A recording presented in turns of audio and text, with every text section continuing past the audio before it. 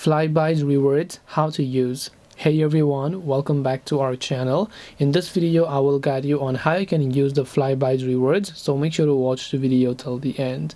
In order to use Flybuys Rewards, it's actually quite simple. Now let's say over time you've happened to earn a handful amount of points or rewards over here, and when you go here you'll be able to see those points section. So to use these points, or better known as rewards, you can just tap on the spend points option here, where you'll be taken to an e-commerce store where you can use your points to purchase some of the products that you like. So right in this case, if I go ahead and open this up, you should be able to see this type of interface, which is Flybuys, which is store.flybuys.co.uk, sorry, NZ. And then from here you can see the amount of points that you have, and under it you should be able to see a list of products that you have that you can use and buy with points. So if I want to buy this gift card which cost me 230 points, if I have that much points I can purchase this. Similarly, I can use other points depending upon what is it that I prefer.